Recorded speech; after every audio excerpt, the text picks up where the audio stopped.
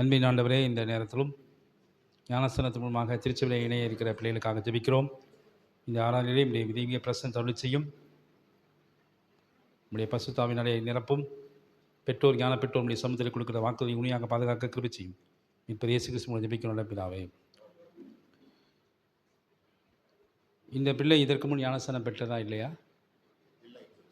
பிரியமானவர்களே, எல்லா மனிதரும் பாவத்தில் உபவத்துக்கு பிறந்திருக்கிறாலும் ஒருவன் ஜலத்தினாலும் பசுத்தாவினாலும் மறுபடியும் பிறக்காவிட்டால் தேவனுடைய ராஜ்யத்தில் பிரவேசிக்கக்கூடாது என்று நம்முடைய ரட்சகராக சொல்லியிருக்கிறாலும் சுபாவமாய் இந்த பிள்ளைகளிடத்தில் இராத நன்மை இதற்கு கிடைக்கும்படி நீங்கள் நம்முடைய கர்த்தராகிய இயேசு கிறிஸ்து மூலமாய் தேவனாகிய பிதாவை நோக்கி இந்த பிள்ளைகள் ஜலத்தினாலும் பசுத்தாவினாலும் ஞானஸ்நானம் பெற்று கிறிஸ்துவின் சபையில் சேர்ந்து அதில் ஜீவனுள்ள அவயமாகும்படி அவர் தமது மிகுந்த காரியத்தினால் செய்துள்ள வேண்டும் என்ற விண்ணப்பம் என உங்களை வேண்டிக் கொள்கிறேன். ஜெபம் செய்வோம். யாவரும் ஜெபிப்போம். சர்வவல்லமையுள்ள நித்திய கடவுளே, நோவாவும் உடைய குடும்பமும் ஜலத்தினால் அழியாதபடிக்கு தேவரின் மிகுந்த இரக்கமாய் இவரை பேழையை தற்காத்து ரசித்து உடைய ஜனமாக இஸ்ரவேல் புத்திரரை சுமந்த சுமந்தத்தின் நடுவாக சேதமின்றி நடத்தி அதனால் உங்கள் பசுத்த ஞானஸ்தானத்தை அடையாளமாக காட்டி உடைய பிரியகுமாரனா இயேசு கிறிஸ்து யோதா நதியிலே பெற்ற ஞானஸ்தானத்தில் ஞானப்பிரகாரமாய் பாவத்தை போக்கு சாணமாக ஜலத்தை பெருசு செய்தீரே. தேவரின் இந்த பிள்ளைகளை இரக்கமாய் கண்ணோக்கி இவர்கள் கோபத்துக்கு நீங்கி கிறிஸ்துவின் சபையில் சேர்க்கப்படவும் விசுவாசத்தில் உறுதியாகி நன்னம்பிக்கையில் மகிழ்ந்து அன்பில் வேறுண்டி சஞ்சலம் நிறைந்த உலகமாகி சமுத்திரத்தை கடந்து நித்திய ஜீவ கரையை சேர்ந்து சதாகாலம் மூட அரசளவும் பசுத்தாவினாலே அவரை கழுவி சுத்திகரிக்க வேண்டும் என்று அளவில்லா இறக்க நிமித்தம் கர்த்தராகிய இயேசு கிறிஸ்து மூலமாய் வேண்டிக் கொள்கிறோம்.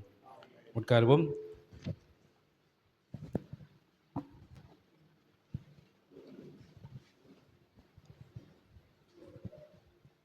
வாசிக்கும்படியாய் தெரிந்து கொள்ளப்பட்ட வேத பகுதி பரிசுத்த மார்க்கு அதிகாரம் 13 முதல் எழுதிய சுவிசேஷ வாக்கியத்தை கேளுங்கள்.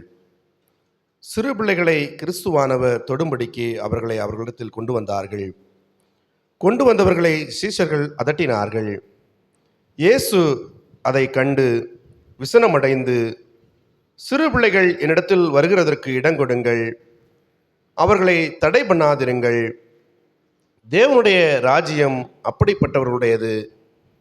எவனாகிலும் சிறு பிள்ளையைப் போல தேவனுடைய ராஜ்யத்தை ஏற்றுக்கொள்ளாவிட்டால் அவன் அதில் பிரவேசிப்பதில்லை என்று மெய்யாகவே உங்களுக்கு சொல்லுகிறேன் என்று சொல்லி அவர்களை அணைத்து கொண்டு அவர்கள் மேல் கைகளை வைத்து அவர்களை ஆசீர்வதித்தார். பிதா குமாரன் பசுத்தாவி நாமத்தினாலே. கிறிஸ்துவுக்குள் அன்பானவர்களே, ஆண்டவராக இயேசு கிறிஸ்து நாமத்திலே உங்களை அன்போடு வாழ்த்துகிறேன். சிறு பிள்ளைகளை ஞானஸ்தானத்திலே திருச்சபையை சேர்க்கும்படி கொண்டு வந்திருக்கிற செயலை ஆண்டவர் அங்கீகரித்திருக்கிறார், ஆசீர்வதிக்கிறார். பலவிதமான குழப்பங்கள் நிகழ்ந்த சூழ்நிலையை வாழ்ந்து கொண்டிருக்கிறோம். சின்ன பிள்ளைகளுக்கு ரட்சிப்புனா என்னன்னு தெரியுமா? பாவம்னா என்னன்னு தெரியுமா? இந்த பிள்ளைக்கு தெரியுமா? அப்புறம் எதுக்கு ஞானஸ்தானம் கொடுக்குறாங்க அப்படின்னு ஒரு கேள்வி வருது, அப்படி தானே?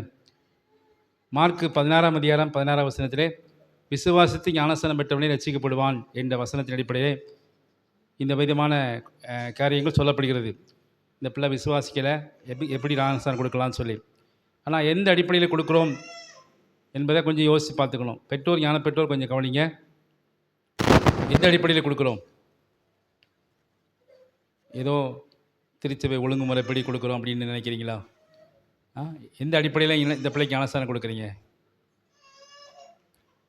பிபிலிக்கலாக பார்க்கும்போது ஆபிரகாம் தேவனோடு உடன்படிக்கை செய்தான்.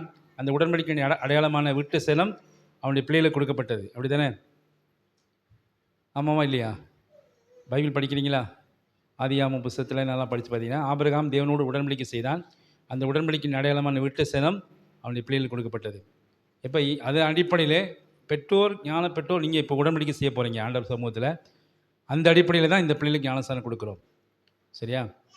நீங்கள் இந்த பிள்ளைக்கு முன்மாதிரியான வாழ்க்கை வாழ்ந்து இந்த பிள்ளையை கிறிஸ்துவுக்குள்ளே வழிநடத்த வேண்டிய பெரிய பொறுப்பு உங்களுக்கு. ஆண்டவர் கண்டு இந்த பிள்ளையை வளர்க்க வேண்டிய பொறுப்பு உங்களுக்கு, சரியா? ப்ராக்டிக்கலாக நம்ம பார்க்கும்போது இந்த பிள்ளை இஷ்டத்துக்கு வளரட்டும், அதுவே உணர்ந்து ஞானஸ்தானம் எடுத்துக்கொள்ளட்டும் என்று விடுவதை விட இந்த பிள்ளையை பக்தி மார்க்கத்திலே வளர்ப்பேன் என்று சொல்லுவது நல்லதா கெட்டதா? நல்லது, அப்படி தானே? அதுவே இஷ்டத்துக்கு வளரட்டும், அதுவே உணர்ந்து ஞானஸ்தானம் எடுத்துக்கொள்ளட்டும் அப்படின்னு நினைப்பதை விட இந்த பிள்ளையை கிறிஸ்துவ மார்க்கத்திலே வளர்ப்பேன் என்று சொல்லி தீர்மானிப்பது நல்லது. அந்த அடிப்படையில் தான் ஞானஸ்தானம் கொடுக்குறோம். அது மாத்திரமல்ல, திருச்சபையிலே சேர்வது என்பது ஒரு செயல். அந்த செயல் 2 கட்டமாக நடக்கிறது. எப்படி நடக்குது? ஃபஸ்ட்டு கட்டம் ஞானஸ்தானம், 2வது கட்டம் திடப்படுத்தல், சரியா? திருச்சபையிலே சேருவது என்பது ஒரே செயல். அது 2 கட்டமாக நடக்குது. ஃபஸ்ட்டு கட்டத்தில் ஞான பெற்றோர் நீங்கள் வாக்குறுதி கொடுக்குறீங்க. அந்த அடிப்படையிலே முதல் கட்டம் நடைபெறுது. 2வது நீங்கள் கொடுத்த வாக்குறுதியிலே அந்த பிள்ளை தானே என்ன செய்யும்? ஏற்றுக்கொள்ளும். எதை கைக்கொள்வேன், எதை விசுவாசிப்பேன், எதை கடைப்பிடிப்பேன் என்பதெல்லாம் அந்த பிள்ளை என்ன செய்யும்? பின்னாடி சொல்லும் திரைப்படத்தில் பெறும்போது. எனவே அது 2வது கட்டம். எனவே ஒரே செயல் 2 கட்டமாக நடக்கிறது என்பதை யோசிக்கும்போது சின்ன பிள்ளைகளுக்கு ஞானஸ்நானம் கொடுப்பது தவறல்ல. சரியா? விசுவாசத்தை ஞானஸ்நானம் பெற்றவனே ரட்சிக்கப்படுவான் அப்படின்னு சொல்கிறது ஒருவேளை உண்மையாக இருந்தாலும், விசுவாசத்தை ஞானஸ்நானம் பெற்ற சீமோன் என்ற ஒரு மனிதன் என்ன செய்தான்? ரட்சிக்கப்படலை அப்படின்றத வேதத்தில் நம்ம தெளிவாக பார்க்குறோம். அப்போஸ்தலர் 8ஆம் அதிகாரத்தை நீங்கள் வாசித்து பார்த்தீங்கன்னா தெரியும். எனவே இந்த பிள்ளையை கிறிஸ்துவ மார்க்கத்திலே வளர்ப்பேன் என்று தீர்மானிப்பது நல்லது. இப்போது பெற்றோர் ஞான பெற்றோர் நீங்கள் வீட்டில் போய் உபாகமம் 6ஆம் அதிகாரத்தை நிதானமாக வாசித்து பார்க்கணும். சரியா? உபாகமம் 6ஆம் அதிகாரம் ஒரு அதிகாரம் முழுசும் வாசிக்கிறதுக்கு 5 நிமிஷம்லேருந்து 7 நிமிஷம் வரைக்கும் ஆகும். நீங்கள் 5 நிமிஷம் செலவு பண்ணி அதில் எப்படி பிள்ளைகளை வளர்க்கணும், எப்படி என்ன போதிக்கணும் அப்படின்றது தெளிவாக சொல்லியிருக்கு. சரியா? உபாகமம் 6ஆம் அதிகாரத்தை வாசி பார்த்தீங்கன்னா, கடவுளுடைய கட்டளைகளை போதி, 2வது நீர் பெற்ற அனுபவத்தை போதி, கடவுளுடைய கைக்குள்ள அவசியத்தை போதி அப்படின்னு சொல்லி தெளிவாக போட்டிருக்கு. நீங்கள் அதை வீட்டில் போய் வாசித்து பாருங்கள். அதன்படி செய்யுங்க. பிள்ளைகளை கிறிஸ்துவுக்குள்ளே வளர்க்க வேண்டிய பெரிய பொறுப்பை ஆண்டவர் உங்களுக்கு கொடுத்துருக்கிறார். எனவே ஞானஸ்நானம் ஏதோ சம்பிரதாயமாக சடங்காச்சாரமாக செய்கிறதில்ல. இது அர்த்தத்தோடு செய்யணும், ஆவிக்குரியதாக செய்யணும். அதுதான் மிக முக்கியம். சரியா? எனவே அந்த அடிப்படையிலே நீங்கள் ஞானஸ்நானம் கொடுங்க. நான் சொன்னது போல் நீங்கள் செய்கிற அந்த உடன்படிக்கையின் அடிப்படையில் பிள்ளைகளுக்கு ஞானஸ்நானம் கொடுக்குறோம். பிள்ளைகளை சிறுவையில் சேர்ப்பது என்பது ஒரே செயல், 2 கட்டமாக நடக்கிறது என்ற அந்த அடிப்படையிலே ஞானஸ்நானம் கொடுக்குறோம். எனவே அந்த அடிப்படையிலே நீங்கள் ஞானஸ்நானம் கொடுங்க. ஆண்டவர் உங்களை ஆசீர்வதிப்பார். பெற்றோர் ஞான பெற்றோர் எழும்பி முன்னாடி வாங்க.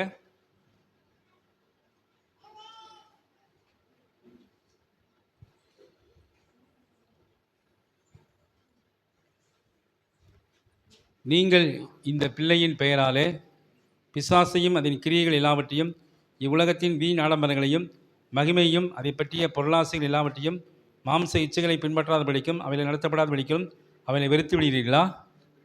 வெறுத்து விடுகிறோம். பிதா குமாரன் பசுதாவியாக ஒரே தேவனை விசுவாசிக்கிறீர்களா? அப்படியானால் நம்முடைய விசுவாசத்தை அப்போஸ்தலர் விசுவாச பிரமாணத்தின்மாக ஏறெடுப்போம். எல்லாம் சேர்ந்து சொல்வோம். வானத்தையும் பூமியும் படைத்த சர்வ பிதாவாகி தேவனை விசுவாசிக்கிறேன். அப்படி ஒரே குமாரனாக கல்பத்தில் பொந்தி பிளாத்தின் காலத்தில் பாவப்பட்டு பாகத்தினீங்க 3ஆம் நாள் மகிழ்த்தோடு இழந்தீங்க பரம்பலத்துக்கு ஏறி சர்வத்தை அவிடத்தில்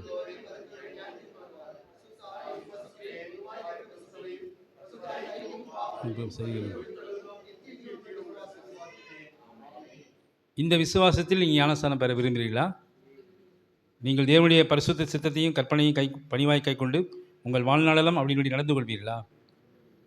ஜெபம் செய்வோம். இரக்கமுள்ள தேவனே, இந்த பிள்ளைகள் உள்ள பழைய ஆதாம் அடக்கமப்படவும் புதிய மனுஷன் இவர்களில் உயிர் திரும்பவும் கிருபை சேரலும். ஆமேன்.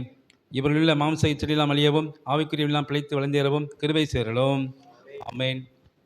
பிசாசையும் உலகத்தையும் மாம்சத்தையும் ஜெயித்து வெற்றி சிறக்கும்படி இவர்களுக்கு உமது வல்லமையும் பலத்தையும் அனுகிரகித்தரலும். ஆமேன். ஜெபம் செய்வோம்.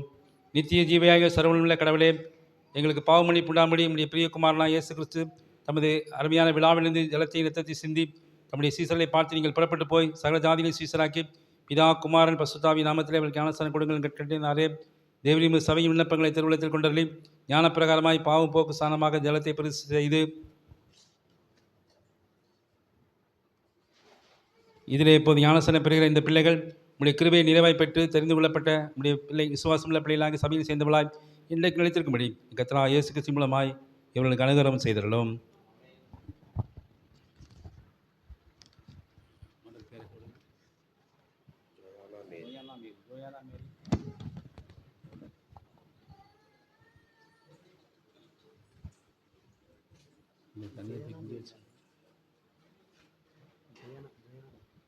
மட்டும் இல்லை,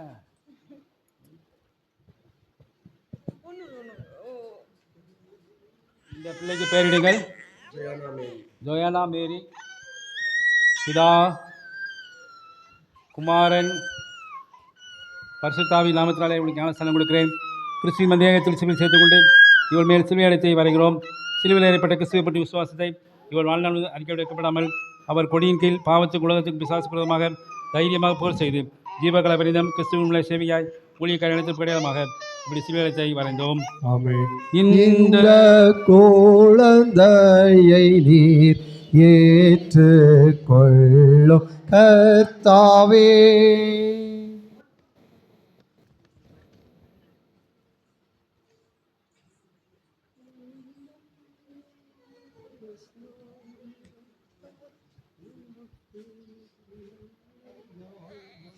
இந்த பிள்ளைக்கு பெயரிடுங்கள். ஆடம் ஜெபின். பிதா, குமாரன், பரிசுத்தாவின் நாமத்தினாலே உனக்கு ஞானஸ்நானம் கொடுக்கிறேன். ஆமேன். கிறிஸ்துவின் மந்தயத்தில் சிவில் செய்து கொண்டு இவன் மேல் சிலுவையத்தை வரைகிறோம். சிலுவையில் ஏற்பட்ட கிறிஸ்துவ பற்றி விசுவாசத்தை இவன் வாழ்நாள் முழுவதும் அறிக்கை எடுக்கப்படாமல் அவர் கொடியின் கீழ் பாவத்துக்கு உலகத்திற்கு விசுவாசமாக தைரியமாக போர் செய்து ஜீவகல பரிதம் கிறிஸ்துவின் சேவனாய் ஊழியக்கார கடமாக இப்படி சிலுவையத்தை வரைந்தோம். ஆமென். இந்த குழந்தையை நீர் ஏற்றுக்கொள்ளும் கர்த்தாவே. ஜெபம் செய்வோம். பரமண்டலங்களில் இருக்கிற எங்கள் மர்மத்திலே செய்வது போல பூமியிலையும் செய்யப்படுவதாக. அன்னருள்ள எங்கள் அப்பத்தை எங்களுக்கு இன்று தாரும். எங்களுக்கு விரோதமாய் குற்றம் செய்கிறவர்களுக்கு நாங்கள் மன்னிக்கிறது போல எங்கள் குற்றங்களை எங்களுக்கு மன்னியும். எங்களை சோதனைக்குள் பிரவேசிக்க பண்ணாமல் தீமையினர் எங்களை ரட்சித்துக் கொள்ளும். ஆமென். மிகவும் இரக்கமுள்ள பிதாவே, உம்முடைய பசுத்த ஆவியினாலே இந்த குழந்தைகளை மறுபடியும் ஜனிப்பித்து புத்திர சிவகாரத்தினுடைய சொந்த பிள்ளையாக ஏற்றுக்கொண்டு உடைய பசுவையில் கொண்டு அவயமாக ஒன்றுபடுத்தினதற்காக உமக்கு நன்றி செலுத்தினோம். பாவத்துக்கு மறித்து நீதிக்கு பிழைத்து கிறிஸ்துவ மரணத்துக்கு அவருடனே அடக்கமப்பட்டிருக்கிற இவர்கள் தங்களுள்ள பழைய மனுஷனை சிலுவையில் அறிந்து பாவ சரீரத்தை முற்றிலும் அளிக்கவும் இவர்கள் உடைய குமரனின் பரணத்துக்கு பொருளாக இருக்கிறது போல அவர் உயிர்த்தெழுக்கும் பங்களாக இருக்கவும் கடைசியிலே மட்டுமுள்ள சபையோடு கூட நித்திய ராஜ்ய சுதந்திரத்திக் கொள்ளவும் கிருபை செய்ய வேண்டும் என்று எங்கள் ஆண்டவர் இரட்சகருமாகிய இயேசு கிறிஸ்து மூலமாய் வேண்டிக் கொள்கிறோம். நாம் யாவரும் சேர்ந்து இந்த குழந்தையை ஏற்றுக்கொள்ளும் என்ற பாடலை நாம் 2 கவி பாடுவோம். அப்போது பெற்றோர் ஞான பெற்றோர் முன்னாடி வந்து தோத்திர கணக்கி படிப்பார்கள். இந்த குழந்தையை நீர் ஏற்றுக்கொள்ளும் கர்த்தாவே. உந்தன் ஞான ஸ்நானத்தால் உமக்கு பிள்ளையாய் வந்த இந்த குழந்தையை நீர் ஏற்றுக்கொள்ளும் கர்த்தாவே. பிள்ளைகள் எனக்கதிக பிரியம் வரலாம் என்று உள்ளமோரோகி சொன்ன ஓத்தம சத்தியனே. இந்த குழந்தையை நீர் ஏற்றுக்கொள்ளும் கர்த்தாவே. ஜெபம் செய்வோம். ஜெபிப்போம். அன்பின் ஆண்டவரே, இந்த நேரத்திலும் ஆடம் ஜெபின் ஜோயனா மேரிக்காக நாங்கள் ஜெபிக்கிறோம். அவருடைய பெற்றோருக்காக ஞான பெற்றோருக்காக நன்றி செலுத்துகிறோம், துதிக்கிறோம். தொடர்ந்து உங்களுடைய கிருபை நிலைக்கபடி உங்களுடைய சன்னிதானத்தை கொடுத்த வாக்குறுதலை அவர்கள் பாதுகாத்து ஏற்ற வேளையிலே இந்த பிள்ளைகளை முக்களாக வழிநடத்த ரட்சிப்பின் நிச்சயத்துக்குள்ளாக வழிநடத்த வேண்டிய கிருபை தரமாக ஜெபிக்கிறோம். வழிநடத்தும் பலப்படுத்தும் காத்துக்கிறோம். தொடர்ந்து இருக்கிற ஆராதனையும் நம்முடைய பிரசன்னம் இருக்கட்டும். இப்போ இயேசு கிறிஸ்துவின் ஜெபிக்கும் நல்ல பிதாவே. உட்காரும்.